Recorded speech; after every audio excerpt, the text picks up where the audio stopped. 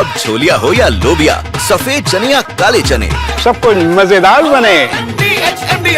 कुछ तस्वीरें जो पूरी दुनिया को हैरान करने वाली हैं। सबसे पहले आपको ये तस्वीरें दिखाते हैं उस सबसे नए हमले की। विजुअल्स देखिए जरा, एमएन सब करिएगा राहुल। कुछ देर पहले इजराइल ने अपने पड़ोसी सीरिया पर भीषण हवाई हमला कराया। अब आप समझें कि यह है गोलान हाइट्स, अगर इजराइल ने जिस पे कब्जा किया था। सीरिया की राजधानी दमिश्क या दमिश्क पर चारों तरफ से अफरा तफरी मच गई है। सरकार की कई इमारतें मलबा बन गई हैं। इस पूरी खबर का एक एक विश्लेषण जरूरी है।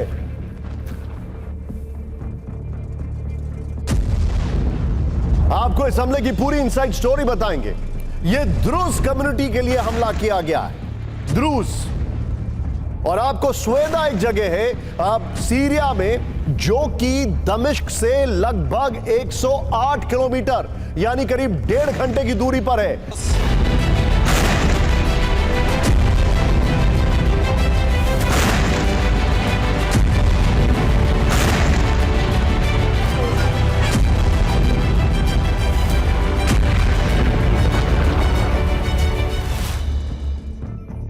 इजराइल की तरफ से अचानक हुए इन हमलों ने पूरी दुनिया में हलचल पैदा कर दी है। नेतन्याहू कोई ना कोई वॉर फ्रंट एक्टिव करते रहेंगे। थोड़ा सा राहुल मेरे कान में थोड़ा सा। अब ये तस्वीर देखिए, जिस वक्त सीरिया के डिफेंस हेडक्वार्टर पर इजराइल की सेना बमबारी कर रही थी, ठीक उसी वक्त धमाके वाली जगह से कुछ ही दूरी पर पश्चिमी मीडिया के कई पत्रकार मौजूद थे। उसने सीरिया के राष्ट्रपति के महल को भी निशाना बनाया। क्या हालत है उनकी, कोई नहीं जानता।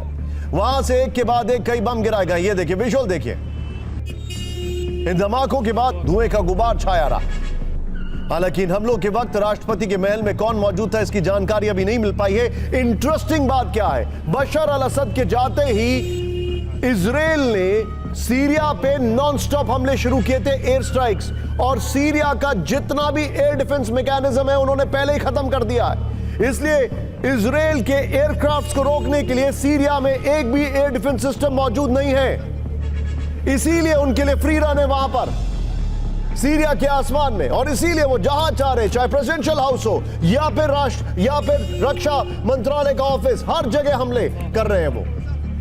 तमाम जगहों पर इजराइल के भीषण हमलों के बाद दमिश्क में अफरा तफरी मच गई है। जान बचाने के लिए कई लोग अपनी गाड़ियों को तेज रफ्तार में दौड़ाने लगे, तो कुछ लोगों ने इधर उधर भागना शुरू कर दिया है। नेतन्याहू के इस फैसले से सीरिया एक बार फिर सुलगने लगा है। ईरान और इजराइल के बीच हुए सीजफायर के बाद दुनिया के जो देश चैन की सांस ले रहे थे, आज इन हमलों ने उनका ब्लड प्रेशर बढ़ा दिया है।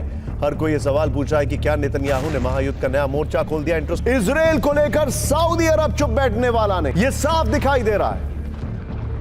क्योंकि सऊदी अरब और कतर एक बहुत बड़ा प्लेटफॉर्म दे रहे थे सीरिया और पश्चिमी देशों के बीच इंटरेक्शन का, और इजराइल के इस हमले ने उनकी सारी मेहनत पर पानी फेर दिया है। इजराइल के तेवर से लग रहा है कि सीरिया के खिलाफ यह हमला लंबा चल सकता है। आईडीएफ की तरफ से कहा गया है कि सीरिया में हम कई दिनों तक लड़ाई के लिए तैयार हैं। मुकाबले के लिए अतिरिक्त फोर्स सीरिया की तरफ भेजी जा रही है। सीरिया फ्रंट की तरफ से भारी संख्या में एयरक्राफ्ट भी भेजे जा रहे हैं। दक्षिण सीरिया के कई इलाकों में द्रूज समुदाय बहुसंख्यक है। बड़ा इंटरेस्टिंग है। दक्षिण सीरिया यानी गोलान हाइट्स से थोड़ी दूरी पर, गोलान हाइट्स पर कब्जा किया। वहां पर भी द्रूज समुदाय के हजारों लोग हैं। लेकिन द्रूज समुदाय को ऑफर देने के बाद भी वो इजराइल के नहीं हुए। लेकिन आगे की कहानी ध्यान से देखिए। यानी इस इलाके में उनकी अच्छी खासी संख्या है। ओवरऑल सीरिया में 1,30,000 द्रूज समुदाय के लोग हैं। मेजॉरिटी में स्वेदा में। सीरिया के इन इलाकों में इस वक्त द्रूज समुदाय के लोगों को टारगेट किया जा रहा है। सुन्नी बहुल के लोग वहां पर आके अटैक कर रहे हैं। सीरिया की फौजें वहां पर हमला कर रही हैं। सीरिया की नई सरकार इस समुदाय पर हथियार से हमले का दबाव बना रही है और हथियार छोड़ने का दबाव बना रही है। जबकि इजराइल ने द्रूज समुदाय की रक्षा का वादा किया है। द्रूज समुदाय के लोग 1957 से इजराइल की सेना और पुलिस के बड़े पदों पर काम करते हैं। इजराइल में इनकी आबादी 1,30,000 है। द्रूज समुदाय को इजराइल का कट्टर समर्थक माना जाता है। ऐसे में जब द्रूज समुदाय को सीरिया में सांप्रदायिक हिंसा का सामना करना पड़ रहा है, तो उसे बचाने के लिए इजराइल ने सीरिया पर एयर स्ट्राइक कर दी है। वैसे आज जब सीरिया पर बम बरस रहे हैं, तो आपको यह तस्वीर जरूर देखनी चाहिए। 14 मई की इस तस्वीर को आप ध्यान से देखें। एक तरफ डोनाल्ड ट्रंप है, दूसरी तरफ सऊदी अरब के प्रिंस मोहम्मद बिन सलमान है। जो तीसरे शख्स ट्रंप से मिल रहे हैं, हाथ मिला रहे हैं, उनका नाम है अहमद अल शारा। इस वक्त सीरिया के राष्ट्रपति हैं। आप सोचिए कि ट्रंप से जिन्होंने हाथ मिलाया उनके देश पर 2 महीने में ही इतना बड़ा हमला हो गया। इससे भी बड़ी बात, अहमद अल शारा, इनके ऊपर अमेरिका ने बाउंटी घोषित कर रखी थी। अहमद अल शारा, इनके अलायंस अलकायदा से था, लेकिन ट्रंप ने कहा this is the right time to get away with all the sanctions, यानी सारे सैंक्शन हटाने का वक्त आ गया इनके ऊपर से। इनको एक तरीके से अमेरिका ने मान्यता दे दी और उसके बाद भी इजराइल ने यह हमला किया है। और यह अटैक किसी और ने नहीं, ट्रंप के खास नेतन्याहू ने किया है। वैसे सीरिया में जब इजराइल ने हमला किया तो तुर्की तिलमिला उठा। तुर्की के विदेश मंत्रालय ने कहा कि दमिश्क में हमला सीरिया के उन प्रयासों पर हमला है जो वो स्थिरता, शांति और सुरक्षा स्थापित करने के लिए कर रहा है। इंटरेस्टिंग बात है यहां पर, इंटरेस्टिंग बात है। ये 3 तस्वीरें देखिए अब आप।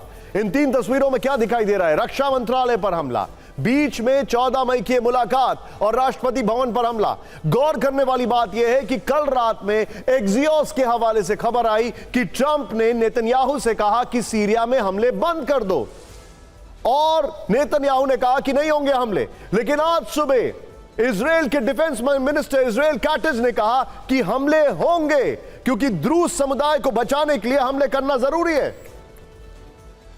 द्रूज समुदाय को बचाने के लिए हमला करना जरूरी है। और उनका यह कहना था कि द्रूज समुदाय जो है उसके ऊपर सेना के अलावा सुन्नी समुदाय के लोगों के हमले आज सुबह शुरू हो गए, इसीलिए अब हमले करेंगे। तो ट्रंप की मुलाकात बेमानी हो गई जब राष्ट्रपति भवन में हमला किया है। कोई नहीं जानता है कि अहमद अल शारा का भी क्या हाल है, लेकिन जिस तरीके से राष्ट्रपति भवन पर हमला किया है, लगता यह है कि यह सिर्फ एक मैसेजिंग थी। लेकिन रक्षा मंत्रालय पर हमला पूरी तरीके से अपनी शो ऑफ स्ट्रेंथ है।